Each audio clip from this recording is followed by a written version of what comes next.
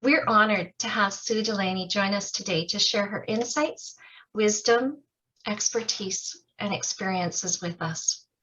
Sue Delanoy has spent 30 years as a community-based advocate for women, children, and youth, tirelessly encouraging and supporting innovations in program delivery. She has been Executive Director of the Elizabeth Fry Society of Saskatchewan, as well as the Children's Advocate for Saskatoon through Communities for Children. Other positions Sue has been involved with include National Director of Child Care Advocacy Association of Canada, Communities for Children, and the Executive Director of Saskatchewan Early Childhood Association. She was named a Children's Champion by the Saskatoon Preschool Foundation and also Child Friendly Saskatoon, and awarded an honorary diploma by Saskatchewan Polytechnic for her contribution to services for youth and families. But Sue always states her most important role is being a mom and a grandma to Jace, Jules, and Ava, whom she's going to get to hug somebody here soon. So can you help me welcome Sue to our gathering today? Welcome. Thank you. Thanks so much, Della. That was really nice. Whenever somebody reads that, I always think you'll all think I can't keep a job, all those different things that I've done. So anyways, I thought I'd start by just telling you a little bit of how I got to where I'm at and sort of weave in my two passions, which are childcare and the incarceration of women. So actually, my working career started off as a conservation officer. I trained at Kelsey Polytechnic now and took renewable resources, and I wanted to be a park warden and live in a national park, and that was going to be my life. And I got to do that for a while until I had my first child.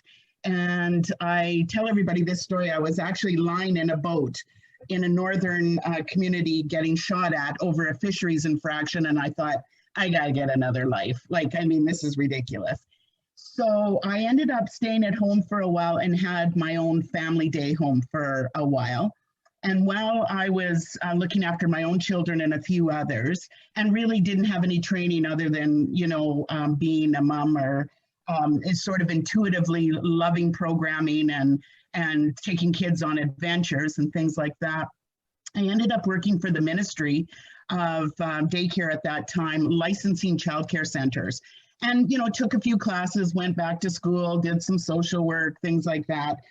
And this was in the late 80s that I started. And what I did find in the late 80s was a lot of the centers I was licensing, I actually didn't think were very great. And I remember thinking I would never put my kids in some of these centers. So I had talked to, some of the people I worked with, and they basically said, well, this was as good as it was going to get. And I thought, well, that just is wrong. I cannot believe that.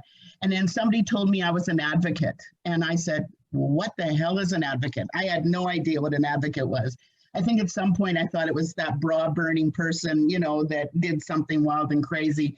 I really didn't know, but they told me about a new group starting. And I think this is when I met Sue Carner too. I think she worked there before me. It was the Saskatchewan Early Childhood Association, or at that time it was the Saskatchewan Child Care Association. And they were just a group starting off, to improve childcare in our province. And I really got involved full bore with childcare and became their executive director. And in the 90s, did a lot of work with childcare, trying to improve conditions, do as much as I could to really get childcare on the radar of Saskatchewan people. I was really blessed to, in the 90s, to visit all 75 reserves. And help start some of the childcare on some of the reserves. And one of my favorite places was Cowessess. And I'm just so proud of the Chief Dalen there right now and some of the work that is happening at Cowessess. So, and all across Saskatchewan, there are so many rural places. I was blessed to be able to visit everything from Estevan up to Black Lake to every reserve. I know this province well, and I drove around, I think, in a Toyota Camry for quite a few years. So At that point, though, I had been, advocating and doing some work for about 10 years, and nobody was listening. and when I think you have my personality, it was like, come on, you got to move a little faster.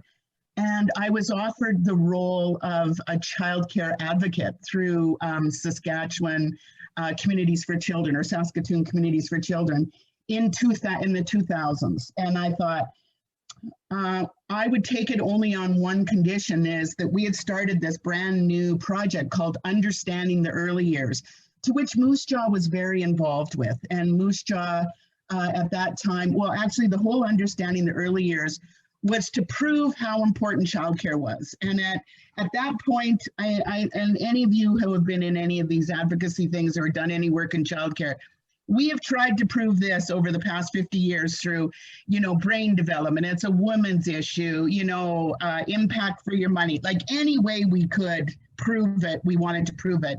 Well, a new way to prove how important childcare was through this huge national study called Understanding the Early Years, where we would incorporate what the kindergarten teachers thought of children coming to school based on their expertise, how they were doing and things like that. So I worked with a very well-known epidemiologist here in Saskatoon, Nazim Mahajiran, and we initiated the first UEY in Canada through Saskatoon, to which later Prince Albert and Moose Jaw had similar projects, and they were very well renowned, and it really elevated childcare to a certain point. But at that time, I would say my biggest education through Communities for Children was then, my role was to work on a variety of issues. So childcare was one of them, but it was also the sex trade of young women and children, gangs, poverty issue, housing issue, child-friendly. And my role was to coordinate everybody around these working groups and, to help move things forward. That was a very big learning curve for me. And it was a total privilege to be able to work with a lot of the people who were involved in each one of the issues. So the premise there was to work with people who were living in those areas. So let's say girls in the sex trade. So we would work with some of the women and girls in the sex trade. We would work with the agencies involved, and we would work with the government at the same time, so that all three would be at a planning table together. So, that was a really brilliant way to work. Communities for Children was started by Peter Preble, and he was one of the first executive directors. And then there were two others before me. And then I stayed in that role for almost 10 years.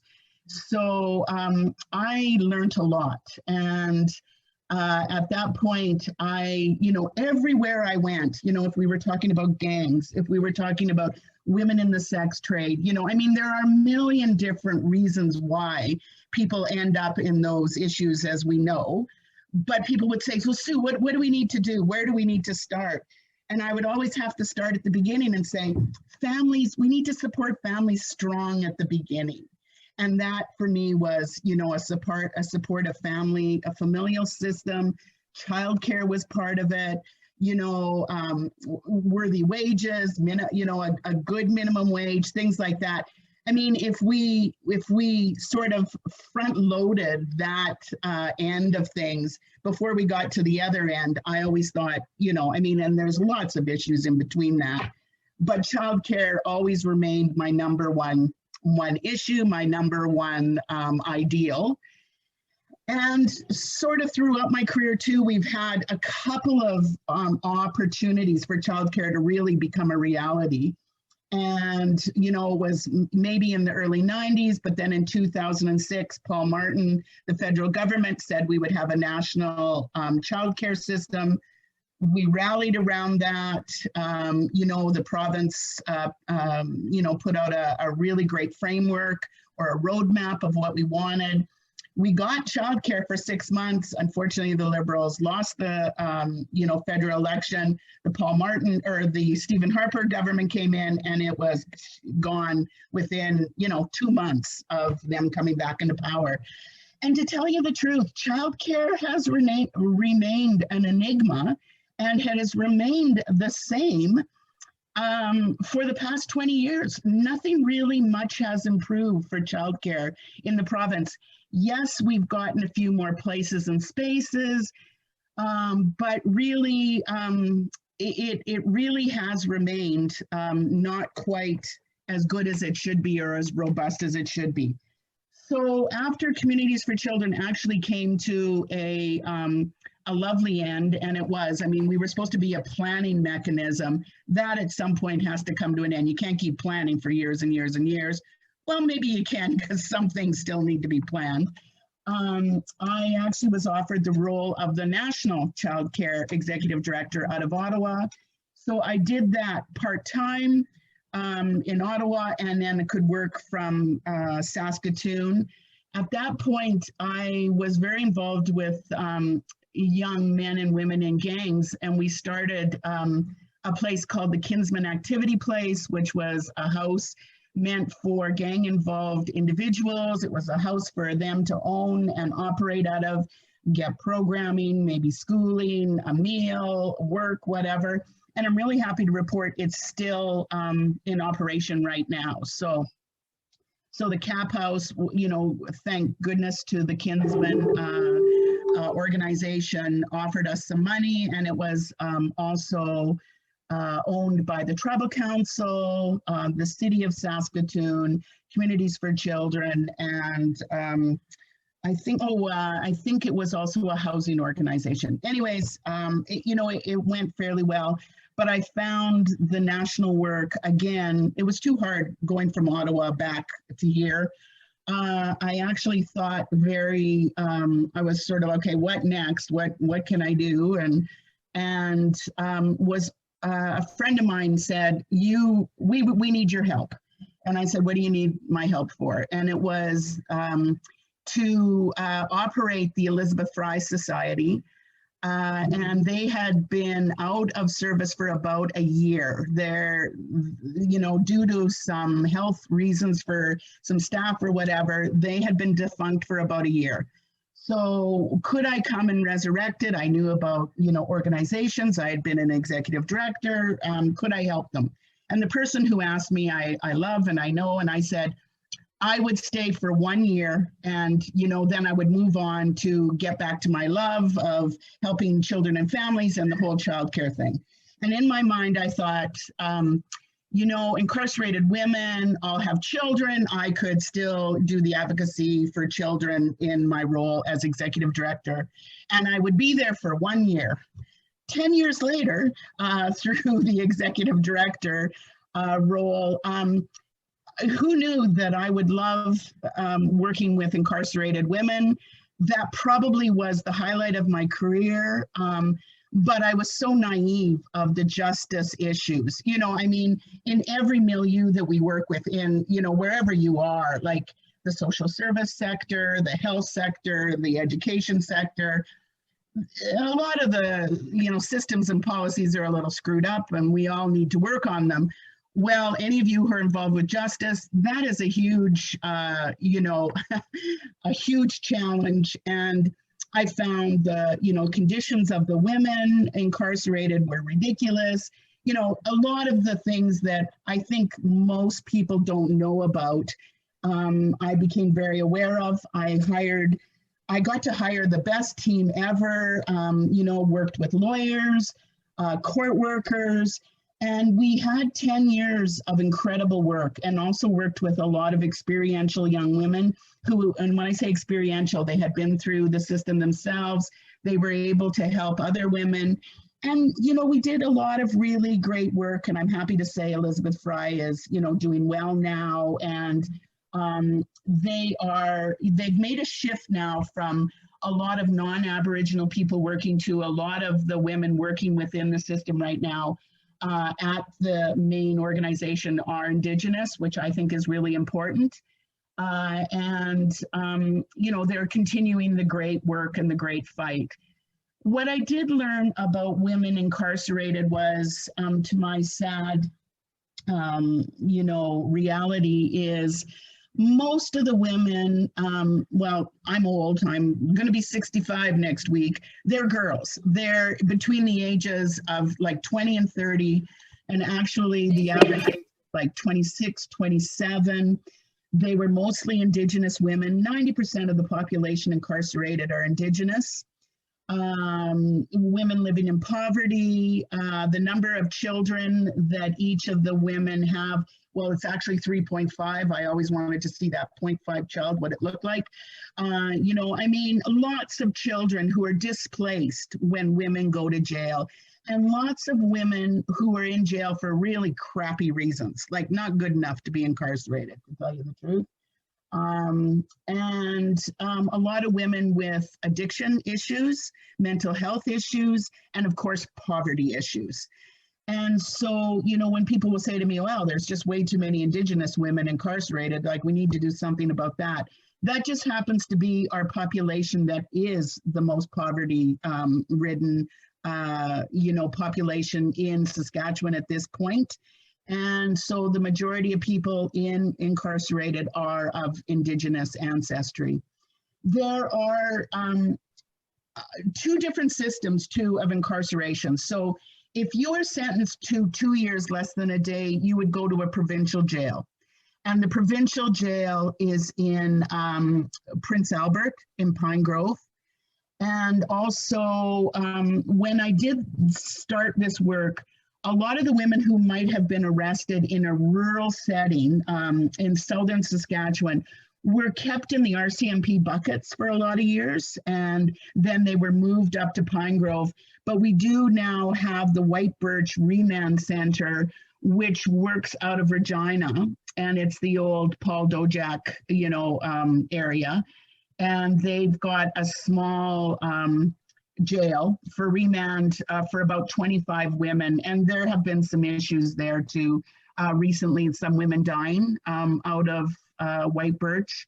And of course, there have been women who have died in Pine Grove. And, you know, we've done a lot of, you know, studies and a lot of work on uncovering the truth of why and how, you know, women do, you know, pass away through incarceration. I think one of the biggest reasons has been it's addiction. Like a lot of women who are incarcerated or become incarcerated are addicts, and they get into jail and, you know, they get thrown into a cell and they're withdrawing for a few days. Well, that can go real well and that can go really bad. And most of the times that I have been aware of anybody who has died through incarceration, it has been because of, you know, addiction and withdrawal and not enough services within the jail to help people. That has changed over the past few years. I mean, we've become more aware of the need for harm reduction and more aware of the need within the jail system to support and help people through addiction. I'm not saying it's great, but it's better than what it has been. The other thing that I was able to work on too was trying to, pardon me, I guess I should back it up too, is the work of Elizabeth Fry was always before, during, and after. So the before area, I mean, in the most simplest terms was, let's try and keep you out of jail. So before, what do you need so that you don't go to jail? Well, guess what you need? You need Maslow's hierarchy of needs. You need a house, you need food. I mean, it's not rocket science. And if you're a mother, you need support, you need help, you need childcare. What happens if you do go to jail? Well, you need support while you're incarcerated. And then what happens when you get out of jail? Well, when you get out of jail, you need what you needed before you went into jail. You need a place to go to, you need a place of support. And you know, Saskatchewan, we lack in all of those things. There are some wonderful services, and I'm sure your city has some of them too, but it's not enough. And it's really what I found in Saskatchewan is it's really good people doing really great things. It's not a system you can count on. It's the Dellas, the Sue Carners, the Dianas, the Ginnies helping out because we all know each other and we can support that. But it's not an actual system that you can count on and a system that will move people forward. So it's fragmented, and we continue to, you know, keep this rolling over and over and over again. So I'm speaking then again about what happens if you're, if you're charged with a crime provincially, or, less than 2 years, provincial jail. What happens if you're charged with a crime over 2 years? Then you go to a federal institution. The federal institution for us in Saskatchewan is in Edmonton. So it's the Edmonton Institution for Women. It's the federal prison. And we also have a healing lodge down in Maple Creek, which is, it's not exclusively for Indigenous women. You can be non-Indigenous, but following an Indigenous path, because it is with elders and it is very Indigenous based. So that is the healing center, or the healing lodge. And then we also have in Saskatoon RPC, which is the Regional Psychiatric Center, which is quite famous, for holding Carla Homolka and, Bernardo and people who have extreme mental health issues. The number of men in RPC way exceeds the number of women. There are only about 20 women at RPC. And in Edmonton, so I should also point out too, if you're from the prairies, so if you're from Manitoba, Saskatchewan, or of course Alberta, you go to Edmonton. So the Winnipeg people, when they're incarcerated federally, go to Edmonton. Can you imagine what that's like as a federal woman, not being able to see your children or your families? It's ridiculous. It's way too far away. It's not right. My role then also became to be a regional advocate, to go across Canada and do a lot of the inspections of the federal jails. And basically what the inspections was, here's what you say you're doing. We want to make sure you're doing what you're doing. No human rights were, broken, and your levels of incarceration are keeping up with, a standard of quality. When you are sentenced to anything, your sentence is time away from community.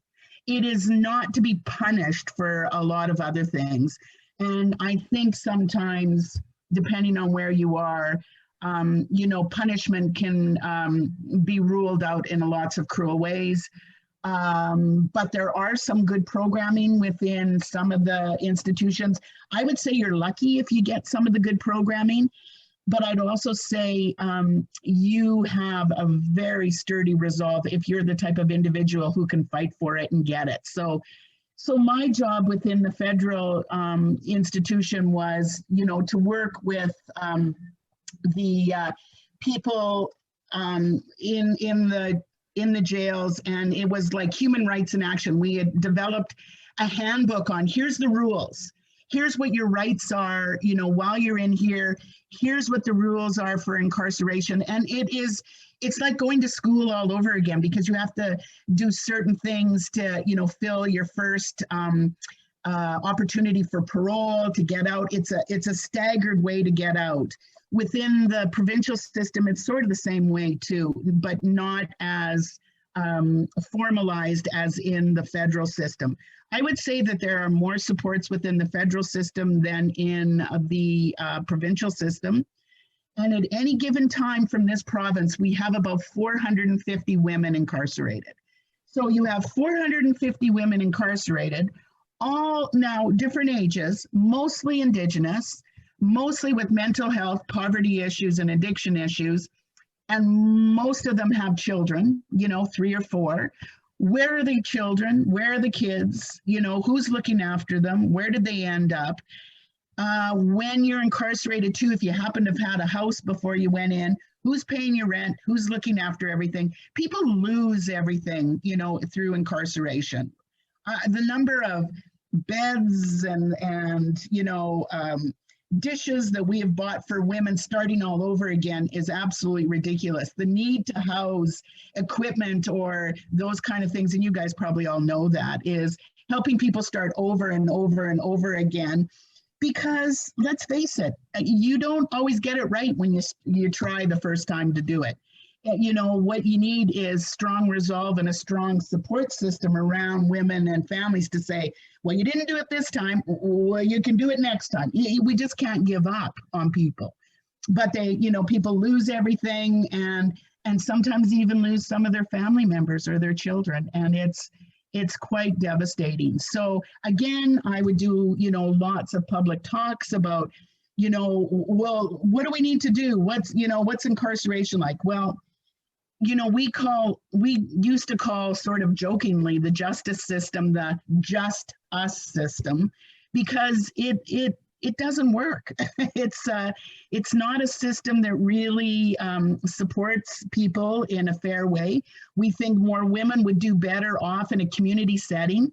We need more healing lodges. The healing lodge actually works, but it's way down in Maple Creek. And again, how do your family members come and see you when you're from Prince Albert, you know, Estevan? Like, women's families couldn't come to see them. So they didn't get to see their family members as much as they would have liked to.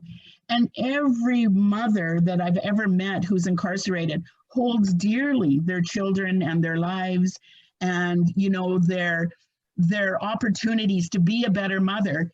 But again, you know, they get out of jail, and you know, our system says, well, great, you're out of jail, you're all healed, here's your 4 kids back, and good luck to you.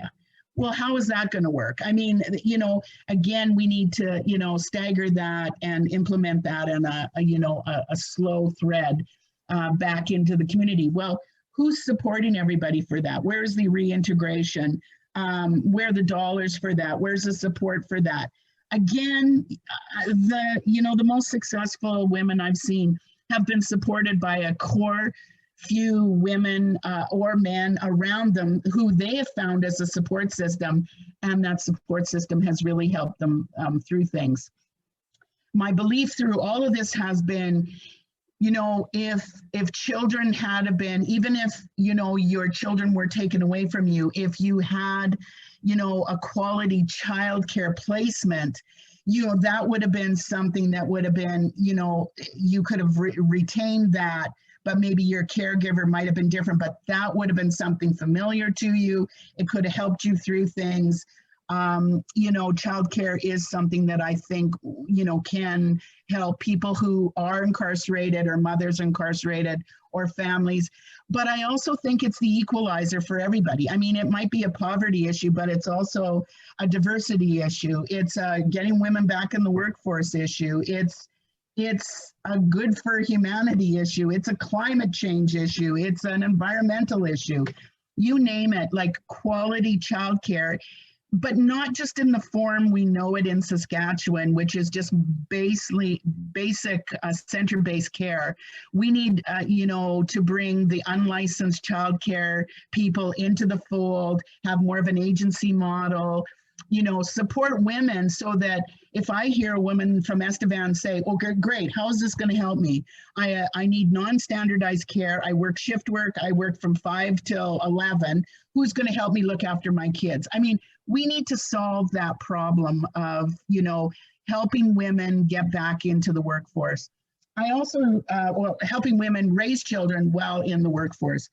I also, you know, truly believe, well, I'm a grandmother now, and I have 3 grandkids under the age of 7.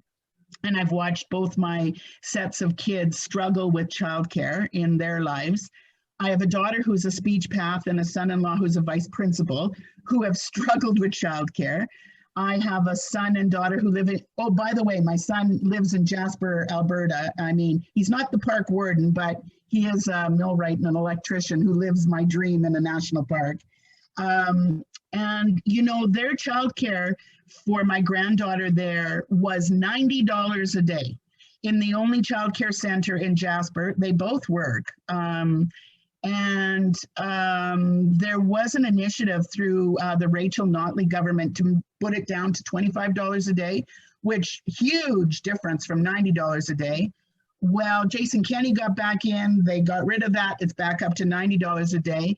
So consequently, I only have 1 grandchild from that family because they feel like they can't afford another child. And, you know, those kind of things happen all across the province at different times. So I guess, you know, sort of to wrap it up is that I retired from the Elizabeth Fry Society, and I sort of thought, well, I'll go, float into whatever I was going to do. But I find myself now back in childcare because we have an opportunity again with the new Liberal government, whether you like the Liberal government or not, it's an opportunity for childcare across Canada. So I've headed up the coalition in the province, and we're advocating again for universally, quality, accessible childcare. We're going after the $10 a day childcare, which I think it's aspirational. I don't think we'll ever get $10 a day childcare, but we do need more childcare in this province. And actually, from after my visitations all across the country, we have some of the poorest childcare across Canada, and we are actually a childcare desert. So I usually use this statistic for sort of to get everybody's head around it is we have 1 million people in our province, so does Manitoba. Now, I'm from Winnipeg, and you'll tell me that, yeah, well, Manitoba is mostly Winnipeg and Brandon, which is true, bigger cities. But we have about 15,000 licensed spaces for, all our families across the province. Manitoba has 60,000 spaces, and they don't think they have enough. And every year, this government gives us 750 more spaces or 1,000 more spaces. Yeah, I have to applaud them and say, well, that's great. But you know what? The gap is so big for what we have or our need that, unless we do something really, drastic or, innovative, we're never going to meet the needs of all the families. Plus, we also have a province that, love everybody from Saskatchewan, but everybody has that mentality of, we'll just make it work ourselves. We'll just do it. Well, I'm here to say you don't need to do it. We need a public policy. Childcare should be something that this country and this province embraces. So, I've taken on the task of trying to convince everybody in Saskatchewan that they want it and they need it. I don't want to hear anybody say, we're lucky to get good childcare. Luck should have nothing to do with this. It's like saying, oh, I'm lucky to get a grade 1 teacher. No, we need to, support our families strong in the front side of things, whether you're Indigenous or not, whether you're on a reserve or not, whatever happens in communities needs to happen on reserves, and there would be money for, both sectors. And we need a really supportive systems to help us move through things. I don't think I'm saying anything that you don't know. I guess it's just, back in the pit and trying to do the best we can to move these issues forward. Childcare Now, Saskatchewan, .ca is the new group. I'll send you all the information for that. We have petitions going through. We'll take your picture to say, I'm a grandmother and I think we need quality childcare, whatever. We have sent letters to the government as a coalition to say we need this. We've gotten together with education, with, childcare itself, with unions, with chambers of commerce to say, this is something that women and families need. And it's not just women, it's families need it. But we have a few strikes against us right now and a few challenges, and this will be no surprise to you. It's called COVID and the repercussions of COVID.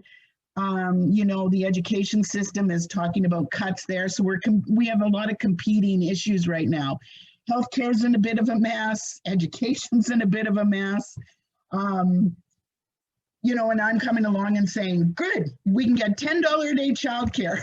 It's like, it's a big ask and whatever. However, the time is right. If we do want to support families, we need these new initiatives. So that's what I'll continue to do and speak out as much as I can for that system, as well as to talk about the need for, a better system for women incarcerated, whether federally or provincially, to, push the government for harm reduction. I love these harm reduction centers. I'm a total believer in them. I just cannot understand why we're not funding them. Mental health issues are huge issues in all our communities. We need more supports for that. And, you know, as my son said when he was about 8, he's, you know, we were in a store, and I think I was talking about childcare a little bit too much. And a couple of kids were caught shoplifting, and he was 7 at the time. He looked at me and said, if they had only had good childcare, this would have never have happened. So that's my whole premise. If we have good childcare, none of this will ever happen. So that's my story. Wow. There's passion with an exclamation mark. That thank you so much, Sue. You've touched on so many things here, and wow, I want to open up to everyone and see, is there any questions, any comments that you have from what you've just heard Sue share with us? I've been trying to keep notes, but you're hard to keep up with, Sue. By the way, I mean, I could talk for 6 hours on any one of these issues, and I'm I sure could listen. Can too. So I could listen to it. I love it, and I have to say that what you're saying, I'm thinking from the vantage point of square one. You know, we base it on Maslow's law. We all of, like, we're wanting to wrap support around people, because leaving them isolated is not working. And that's what I hear you saying in droves too. And so you really affirmed what we are all about. I really appreciate that. Is there any questions from anyone?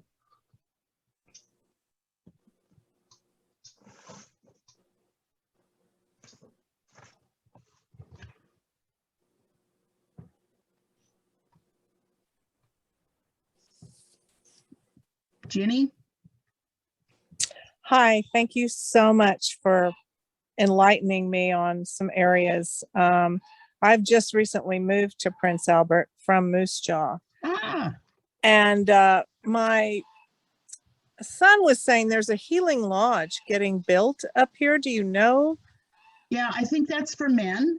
There is, and there is a healing lodge north of there too for men. There are way more services for men than women. However, saying that, you know, of course, there are more men incarcerated than women. But you know, a healing lodge would be a great idea. Like the healing lodge in Maple Creek is just the most beautiful.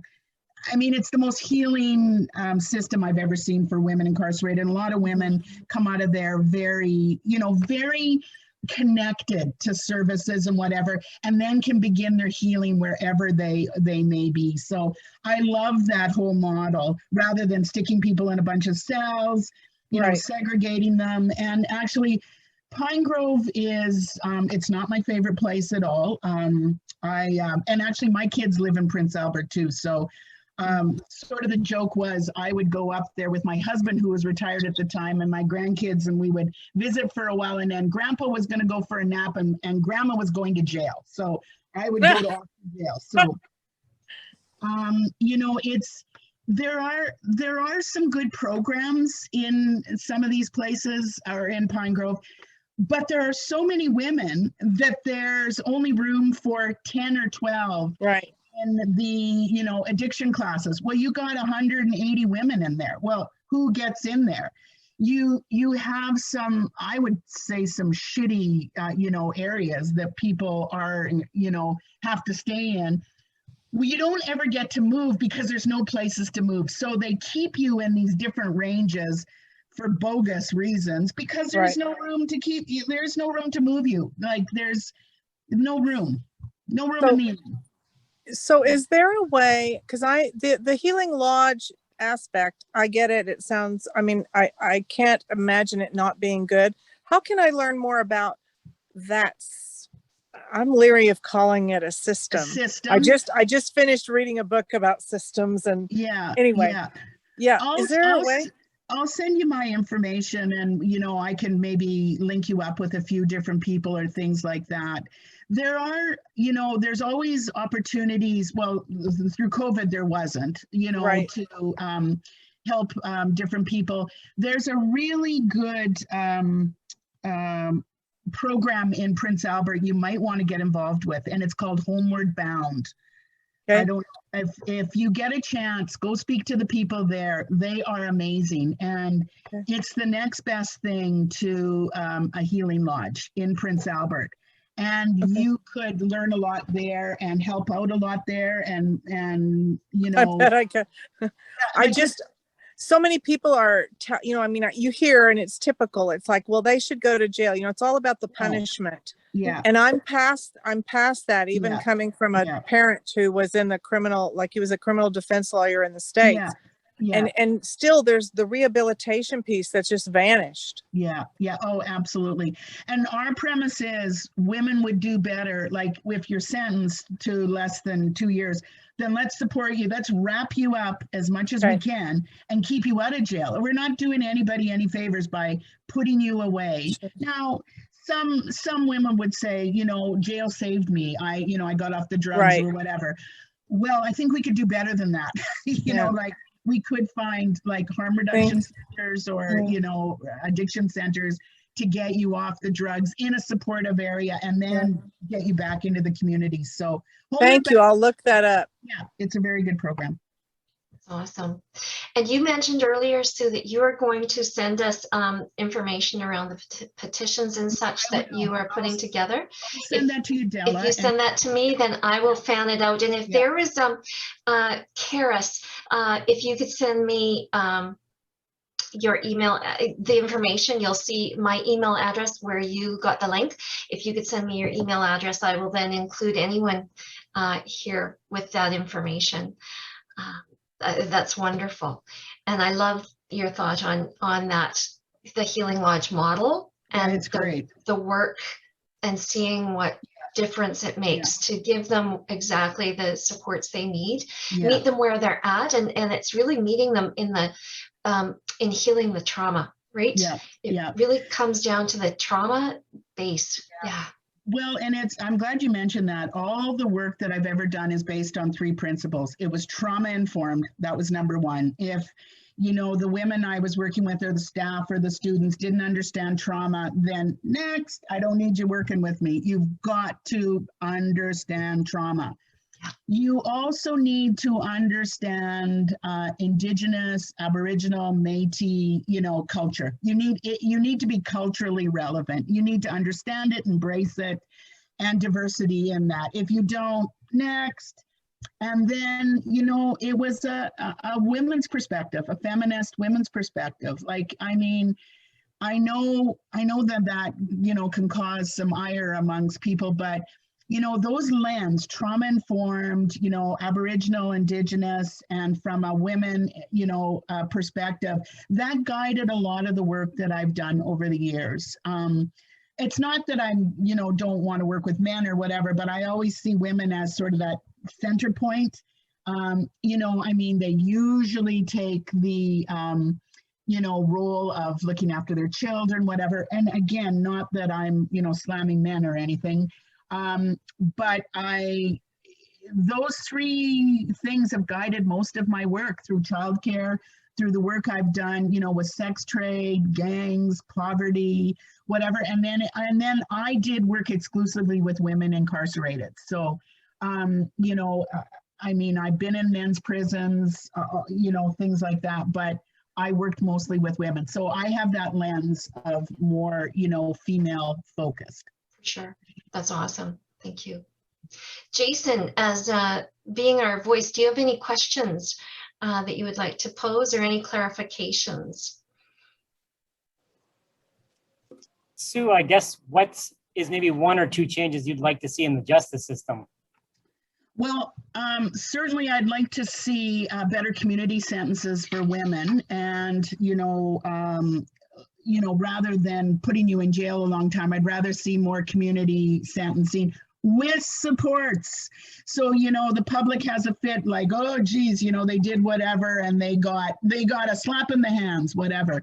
What people need to understand is what, you know, a community sentence means is a community sentence with real supports. I can tell you here in Saskatoon, I mean, we had a court program, you know, to get women out of, you know, jail for, you know, their sentence or whatever. And one of the stipulations is, what's the housing for them? Well, where's their housing? Where's their housing for women? Like, we've got no housing. I know you probably have the same challenge in Moose Jaw. The amount of housing for people, you know, and a, you know, a strong supportive housing system is like, it's little. So how do I guarantee that I can support you in the community when I'm sending you back to maybe the home or the house that you got into a lot of your, you know, issues with? There is no housing. So community supports with supports, community sentencing with supports would be number one. I say, and here's the other thing, I can hardly stand it. In fact, I'm not sure why I'm not out picketing. They're building a bigger jail for, you know, men here in Saskatoon. Well, I'd say the F word here, like WTF, what are we doing building bigger jails? Like, that is ridiculous. Like, so you build it and they will come sort of thing. We don't need bigger jails. We need better support systems. So I'm totally against that.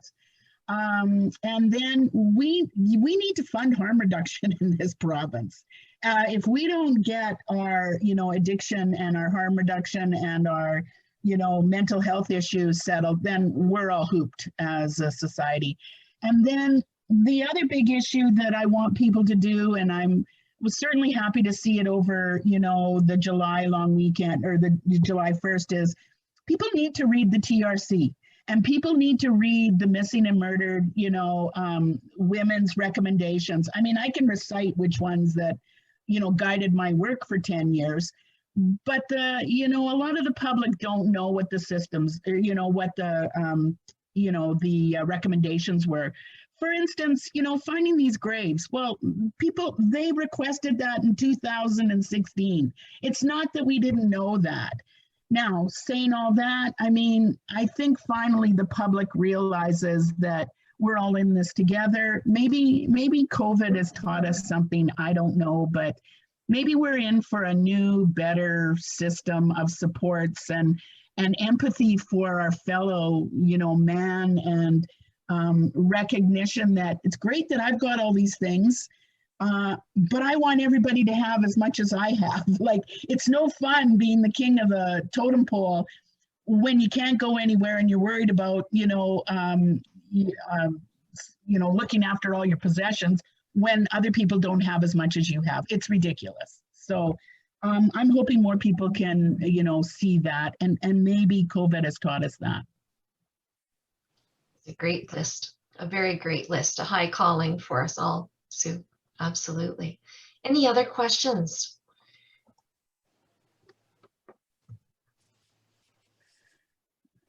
I think you've got all of our wheels turning up here. Well, it sounds to me like you guys are doing some amazing work, and I commend you for that. And I know how frustrating it is. Like, I mean, you know, you probably all know and understand the issues, and if you don't, you know, you make yourself available to understand them. But there is the juxtaposition of want and need and what we're going to get through, you know.